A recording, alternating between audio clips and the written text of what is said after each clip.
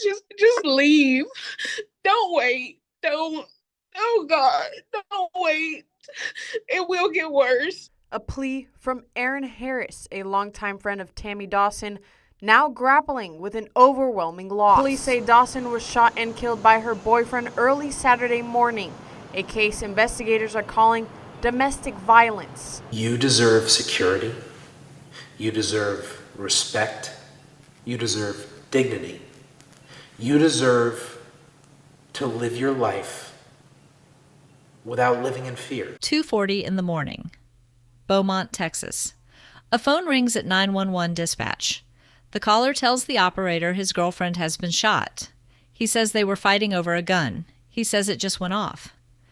Police get to the house on Heartfield Lane and find a 25-year-old woman inside a bedroom closet, a gunshot wound to her head. The gun that fired it isn't in her hand. It isn't on the floor where a struggle would have thrown it. It's sitting upright on a bedside table. That single detail, a gun resting calmly where a fight supposedly just happened, is where this case starts to fall apart for the man who made that call. This is the story of Tammy Dawson, a mother, a daycare worker, a woman whose 4-year-old son will grow up without her. And this is the story of Brandon Chretien, the boyfriend who told police it was an accident, and the evidence that said otherwise. Before we go further, if you're new here, this is Crime Trail Chronicles, where we break down real cases of violence between people who were supposed to love each other. Subscribe and stay with us for the rest of this story. 44-year-old Brandon Chretien is charged with aggravated assault with a weapon causing brain injury/paralysis. It's a first-degree felony. Police expect the charge to be upgraded to murder. If convicted, he could face up to life in prison. Police say the victim, 25-year-old Tammy Dawson, was shot in the head early Saturday morning. Doctors removed her from life support today. Her 4-year-old son and family went to the hospital before that happened to say their goodbyes. Police say shortly before 2:30 Saturday morning, Chretien called 911 and claimed they were struggling over a gun when it fired inside her home on Heartfield Lane off of Gladys Avenue near Major. Police found Tammy in a closet. The gun was on a bedroom table. The death of Tammy Dawson is being felt by her best friend of 15 years. She's devastated that she'll never see her friend again. KFDM's Iman Abraham is live in studio with a message her best friend is sharing to anyone who may be experiencing domestic abuse. Iman? Kimberly, Myra Lee is devastated. Her best friend's life was taken from her and wants anyone who is thinking about leaving an abusive partner to leave before it's too late. This home in Beaumont is where domestic dispute took a turn for the worse. That is something that I could have never expected, prepared myself for. Like I said, we have been sisters because friends is really an understatement. Mary Lee and Tammy Dawson have been best friends for 15 years. Lee was in disbelief when she found out her friend was shot. I rushed to the hospital with my friends, and it was true. Sure enough, it was true. It was her. And things went downhill very quickly with the whole situation, and it is heartbreaking. Tammy Dawson's estranged boyfriend, Brandon Chretien, is charged with shooting her in the home where they were still living together. She had mentioned to me that she was leaving, that she was trying to leave, and the word trying is what really alarmed me. Lee says she noticed disturbing behavior in the relationship, showing signs of abuse. I could tell that my friend was definitely going through something, and I just extended my hand to her to let her know, hey, you don't have to stay. You do not have to stay. That is not the end of your story. On Monday, Lee found out her best friend died, leaving her 4-year-old son without his mom. Hearing him say, I want to see my mommy when we were at the hospital was devastating because, he's a child. He's 4 years old. He did not deserve for his mother to be taken from him. Tammy Dawson was loved by her friends, family, and her son. To see her go from this lively person, this laughing person, to laying in a hospital bed unconscious was very devastating. Lee says she wants to make sure another woman does not have to suffer the same fate as her friend. I do believe that our judicial system will make sure that the next young lady does not get hurt. And I'm hoping that Tammy is enough example for that. Myra Lee says Dawson is an organ donor, and Lee received a call this morning letting her know 8 people's lives are being saved because of Dawson. Lee says even in death, her kind, caring heart is still helping others. Tammy Dawson was 25 years old and lived in Beaumont, Texas. She worked at a local daycare center, spending her days looking after other people's children. She had a son of her own, 4 years old at the time of her death. The people who knew Tammy didn't describe her in vague terms. One friend told local news outlets she was the embodiment of love. That girl had so much to give. That's the kind of thing people say about someone whose absence is going to leave a real hole in a community. Tammy was in a relationship with Brandon Chretien, a 44-year-old Beaumont man. Police confirmed the two were involved in a dating relationship. At least one report on the case later described them as estranged, a couple already pulling apart before the night everything ended. Here's what needs to be said plainly. There's no public record of prior police calls to that address, no documented history of abuse, no restraining order on file before June 6th. Whatever tension existed between Tammy and Brandon in private, it never made it into an official report. Not until the night it turned fatal. There's no paper trail of a slow build-up here. No prior 911 calls from that address. No restraining orders. No record of police ever being called to that house before June 6th. What that means is simple, and it's worth saying honestly instead of dressing it up. Whatever was happening between Tammy and Brandon behind closed doors never reached the point of an official report. Not until it was too late to matter. A funeral will be held for Tammy Dawson tomorrow, who was killed in a domestic violence incident. Police say that she was shot and killed by her boyfriend earlier this month on Heartfield Lane. The suspect, Brandon Chretien, has been indicted for murder. Dawson's visitation will be from 9 to 11 a.m. at Starlight Missionary Baptist Church, and that's on Buford Street in Beaumont. The funeral will follow right after. And if you or someone you know needs help, the National Domestic Violence Hotline is available 24/7. The number's right there on your screen, or just text the word START to 88788. What we do know is this. By the time investigators started reconstructing that night, the story Brandon gave them and the physical evidence inside that house were already moving in opposite directions. Early morning, June 6th, 2:40 a.m., Beaumont police respond to a call at a home in the 8200 block of Heartfield Lane.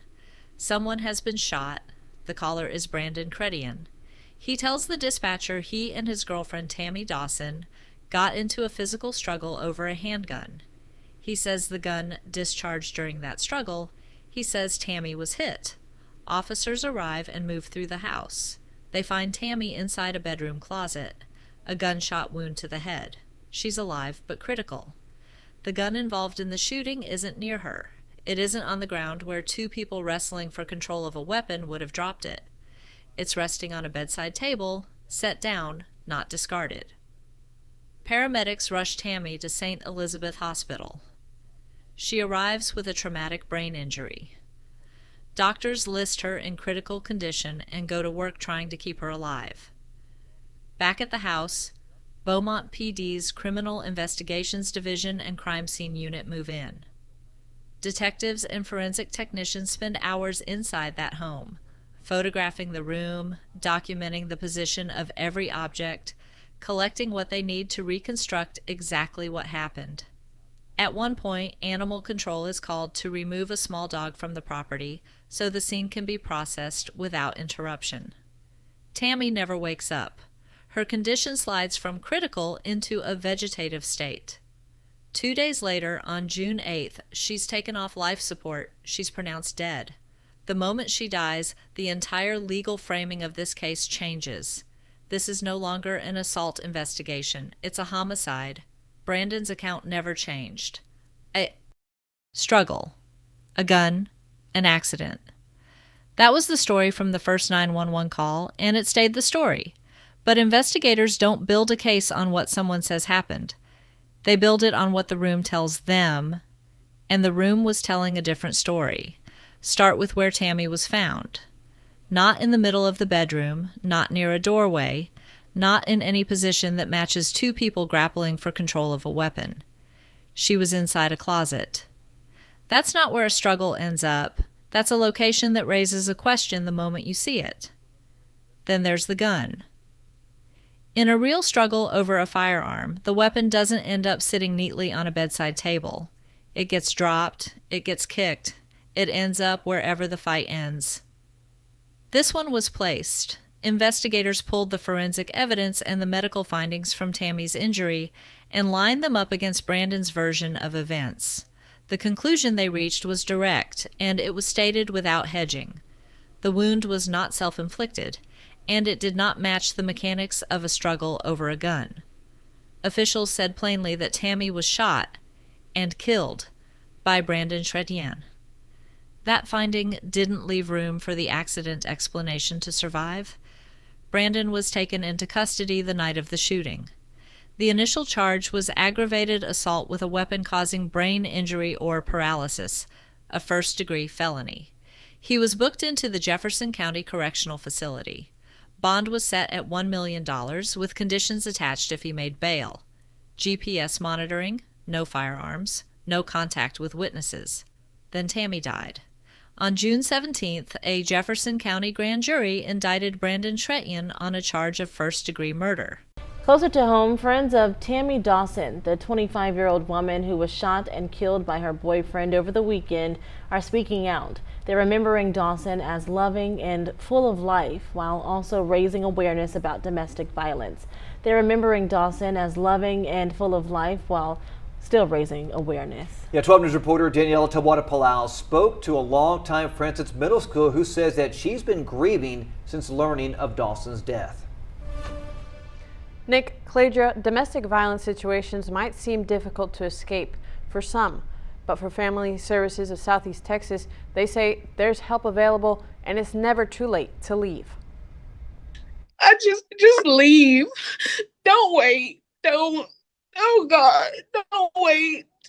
It will get worse. A plea from Aaron Harris, a longtime friend of Tammy Dawson, now grappling with an overwhelming loss. She was so delicate, but when someone was messing with anyone she loved, it was a whole nother Tammy. The two met in 6th grade, sharing years of laughter and simple moments, long walks, trips to the mall, and countless laughs.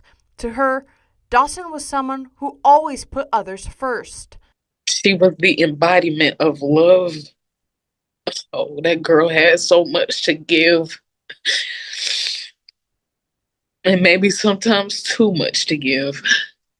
But that's all she knew. Police say Dawson was shot and killed by her boyfriend early Saturday morning, a case investigators are calling domestic violence. You deserve security.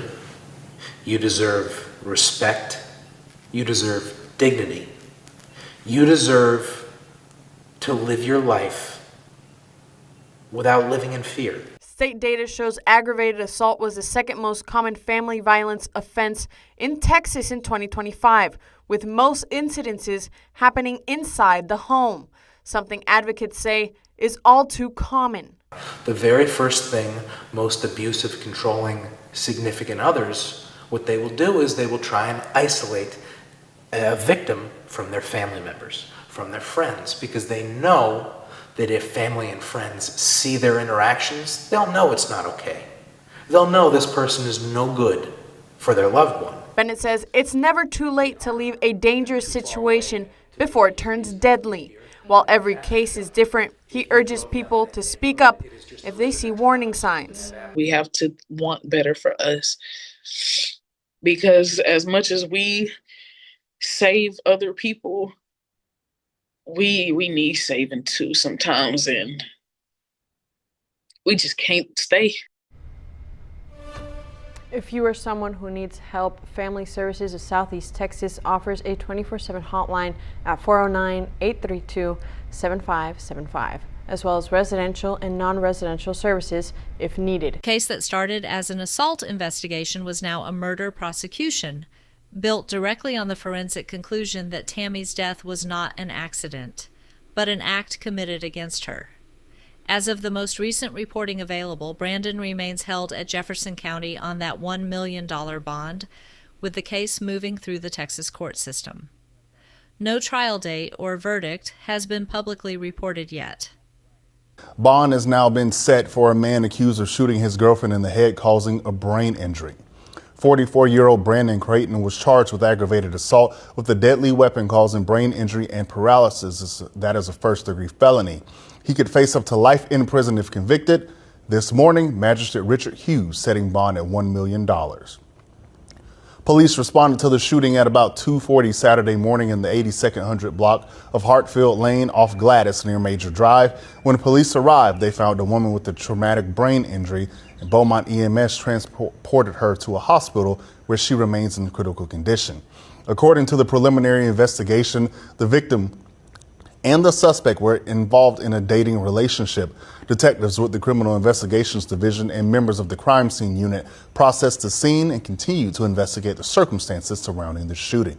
Police and the crime scene unit stayed for hours gathering evidence and taking photographs. They also called for Beaumont Animal Care after finding a small dog inside the home where the woman was shot. An animal care officer parked his truck outside the home while police brought the dog outside. The animal care officer then took the dog to the waiting truck, loaded it up, and drove it to the animal care office where the dog will remain. Tammy Dawson was 25 years old. She spent her days caring for other people's children at a Beaumont daycare.